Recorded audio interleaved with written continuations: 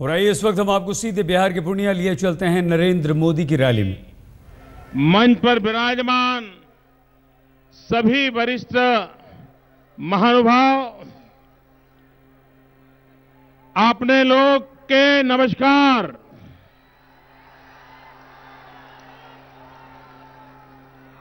अपने आर एते संख्या में आयल छी,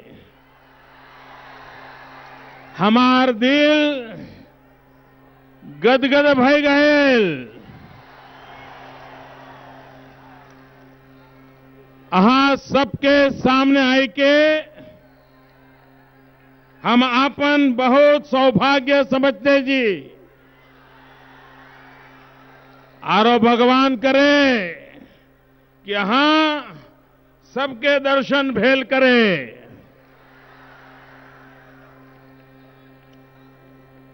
भाइयों बहनों, कुछ ही दिनों के बाद होली का त्योहार आ रहा है।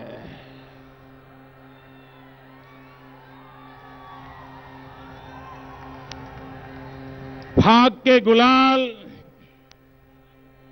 एवं रंगों के त्योहार में आप सबको होली की बहुत बहुत शुभकामनाएं। होली का त्योहार रंग बेरंगी खुशियां बांटने का त्योहार है। गुजिया, भांग और ठंडई के साथ फाग का राग।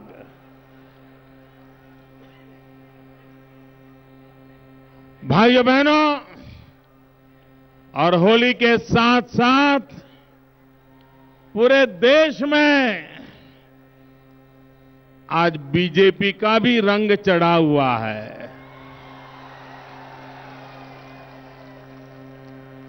भाइयों बहनों, होली के साथ साथ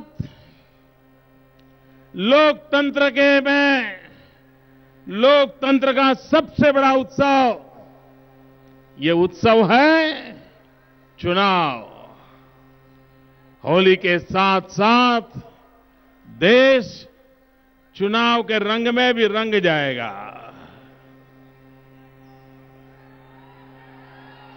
भाइयों बहनों, मुझे विश्वास है इस चुनाव में होली के रंगों की तरह विकास का रंग, प्रगति का रंग, आत्मीयता का रंग, भाईचारे का रंग, सद्भावना का रंग पूरे हिंदुस्तान में हम बिखेरेंगे। और पूरे हिंदुस्तान में होली के त्योहार की तरह ही चुनाव में भी जनता जनार्दन की एकता का संदेश लेकर के जाएंगे। मेरी आप सबको बहुत बहुत शुभकामनाएं हैं। भाइयों बहनों, आज जब मैं पूर्णिया की धरती पर आया हूं,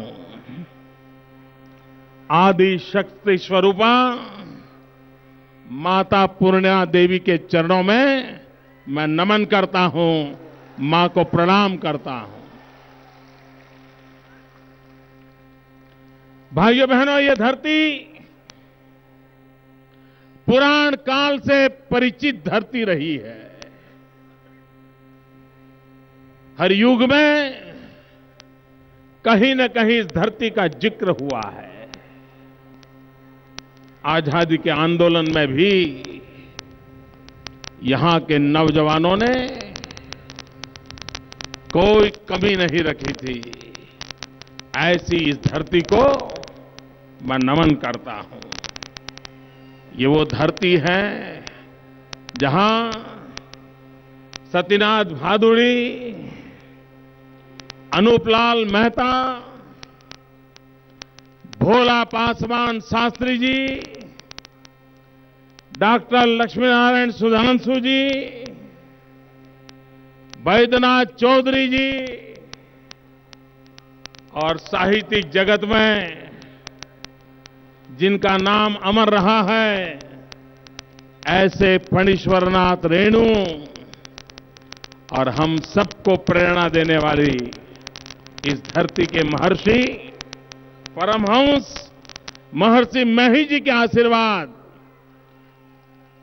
जो सर्वजन हिताय सर्वजन सुखाय, इसी मंत्र को लेकर के आज भी पीढ़ियों को प्रेरणा देते रहे हैं, उस महापुरुष को भी मैं नमन करता हूं और मैं उदय जी का आभारी हूं कि उन्होंने मेरे सम्मान में मुझे एक ऐसा प्रसाद दिया है, वो मेरी ताकत बनेगा। और महर्षि मही जी की तस्वीर मुझे भेंट की है, मैं उदय जी का बहुत आभारी हूं इस बात के लिए। भाइयों बहनों,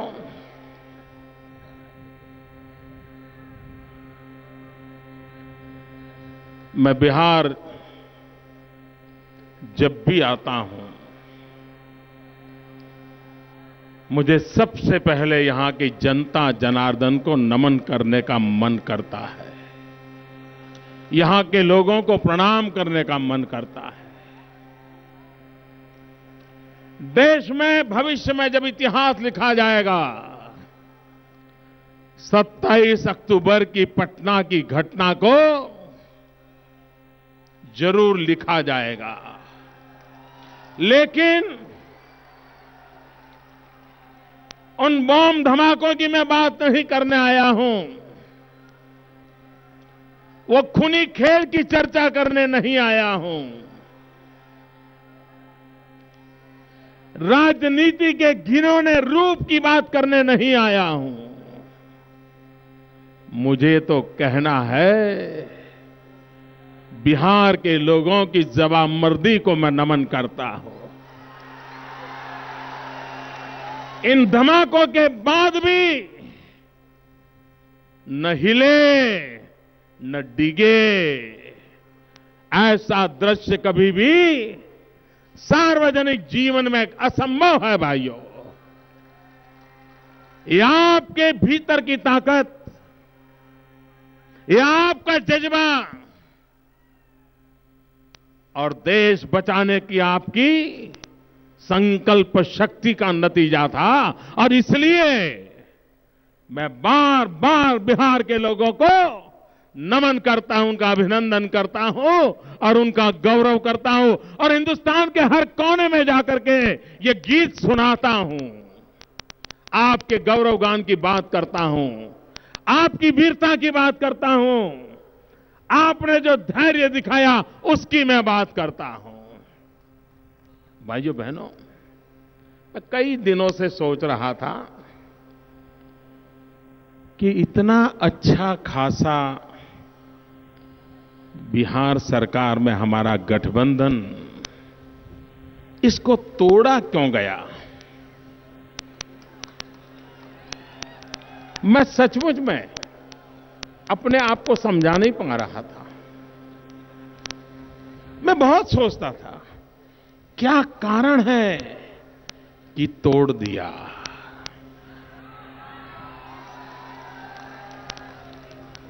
कोई कहता था अहंकार, कोई कहता है ये तो पीठ में छुरा भोंकना उनका स्वभाव ही है। भाइयों बहनों, मुझे इतना जरूर हुआ था, इस प्रकार का कृत्य करने वालों के कारण जयप्रकाश नारायण जी को, राम मनोहर लोहिया जी को कितनी पीड़ा होती होगी, कितनी पीड़ा होती होगी। मैं इसी विचारों में रहता था, लेकिन अच्छा हुआ अभी 2-4 दिन पहले ही पता चल गया कि उन्होंने तोड़ा क्यों था।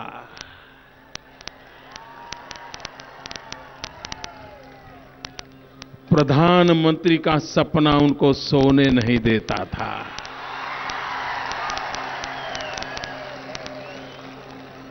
और खुद के विषय में इतना ऊंचा अभिप्राय है, उतना ऊंचा अभिप्राय है, एवरेस्ट से भी ऊंचा अभिप्राय है। और इसलिए कहते हैं, उनके बिना इस देश में कोई योग्य नहीं है। भाइयों बहनों, ये जो थर्ड फ्रंट है ना, थर्ड फ्रंट, ये थर्ड फ्रंट जरा उस पर नजर करिए। जितने दल हैं उसमें से करीब करीब सभी दलों ने हर बार कांग्रेस सरकार को बचाने का काम किया है, उसको समर्थन करने का काम किया है। दूसरा दृश्य देखिए, उसमें या तो भूतपूर्व प्रधानमंत्रियों का टोली या तो प्रधानमंत्री बनने के सपने देखने वालों की टोली जमा हुई है। 1 डजन से ज्यादा प्रधानमंत्री बनने के कपड़े सिला करके रखे हुए लोग वहां बैठे हैं, 1 डजन से ज्यादा। भाइयों बहनों, मैं पूर्णिया की धरती पर आप आया हूं, मैं आपसे एक सवाल पूछना चाहता हूं, आप जवाब देंगे? ऐसे नहीं, सिर्फ पटना तक सुनाई दे ऐसी आवाज नहीं चाहिए, दिल्ली तक सुनाई दे ऐसी आवाज चाहिए।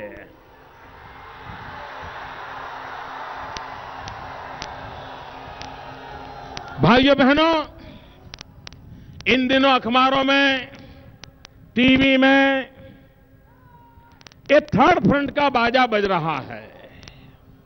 मैं आपसे पूछना चाहता हूं मेरे पूर्णिया के भाइयों बहनों, जब कोशी में बाढ़ आई, किसान तबाह हो गए, निर्दोष लोग मारे गए, पूर्णिया संकट में था, ये थर्ड फ्रंट वाले आए थे?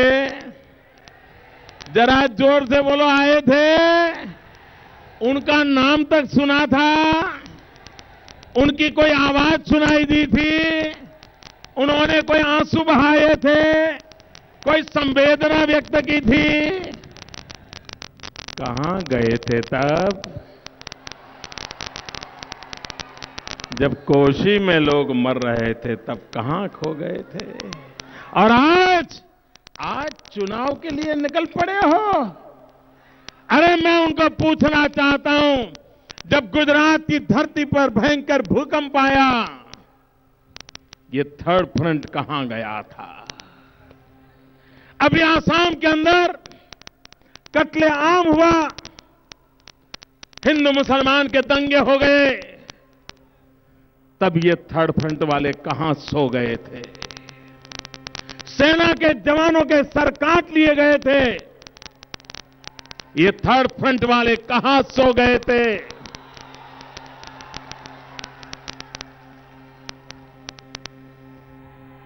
उत्तर प्रदेश में 1 साल में 150 दंगे हुए हैं, ये थर्ड फ्रंट वाले कहां सो गए थे? भाइयों बहनों, ये चुनाव का बिगुल बजता है, तभी इनकी नींद खुलती है और फिर सो जाते हैं। अगला चुनाव का जब बिगुल बजेगा तो फिर वो उठ करके खड़े हो जाएंगे। भाइयों बहनों, उनके सहारे, ये उनके सहारे निकल पड़े हैं। भाइयों बहनों, हिंदुस्तान की राजनीति, भारत का लोकतंत्र गठबंधन की राजनीति का है, इस वास्तविकता को स्वीकार करना होगा। और भारतीय जनता पार्टी के नेतृत्व में हर गठबंधन सफलतापूर्वक आगे रहा है। जहां जहां नेतृत्व बीजेपी के पास रहा है, उस गठबंधन को कभी संकट नहीं आया है, क्योंकि भारतीय जनता पार्टी के संस्कार में है सबको साथ लेकर चलने का। और मैं आज यहां से भाई उपेंद्र कुशवाहा जी को, रामविलास पासवान जी को विश्वास दिलाना चाहता हूं, और मैं देश को भी विश्वास दिलाना चाहता हूं कि आज देश 3 प्रकार की राजनीतिक कल्चर दिखाई देते हैं। एक है गठबंधन का जो वाजपेयी जी के नेतृत्व में प्रारंभ हुआ था, जिसे एनडीए कहते हैं। दूसरा, भ्रष्ट बंधन का, भ्रष्टाचारियों लोग इकट्ठे आ रहे हैं, एक दूसरे को बचाने के लिए आ रहे हैं। मैं आज बिहार में तो यहां की गाय भैंसें डर गई है।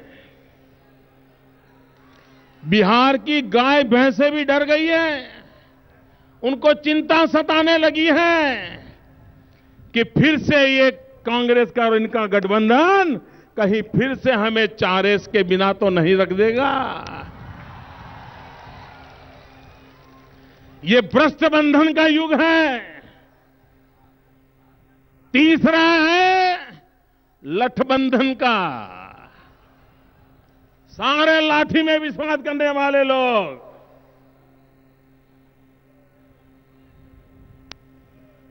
ऐसे लोगों का जमावड़ा इकट्ठा हो रहा है। भाइयों बहनों, लोकतंत्र न भ्रष्ट बंधन से चलने वाला है, लोकतंत्र न लठबंधन से चलने वाला है। लोकतंत्र को ताकत मिलने वाली है एनडीए प्रकार के गठबंधन से मिलने वाली है, और भारतीय जनता पार्टी के नेतृत्व में। भाजपा सिर्फ सरकार का इरादा बनाने का इरादा लेकर के चुनाव के मैदान में नहीं आई है। भाइयों बहनों, मैं साफ शब्दों में देशवासियों के सामने कहना चाहता हूं, हम सिर्फ सरकार बनाने के इरादे से इस चुनाव के मैदान में नहीं आए हैं। हम चुनाव के मैदान में आए हैं स्थिर सरकार बनाने के लिए।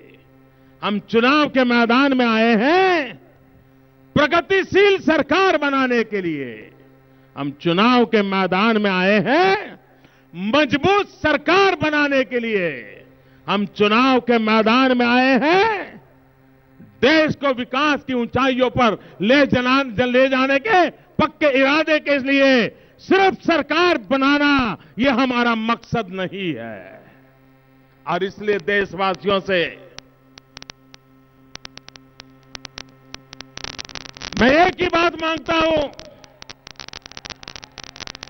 और वो हमारी बात यही है कि दिल्ली में मरी हुई, अस्पताल में पड़ी हुई, कहीं बाहर से ऑक्सीजन के सहारे जी रही, ऐसी सरकार से मुक्ति चाहिए दोस्तों, ऐसी सरकार से मुक्ति चाहिए।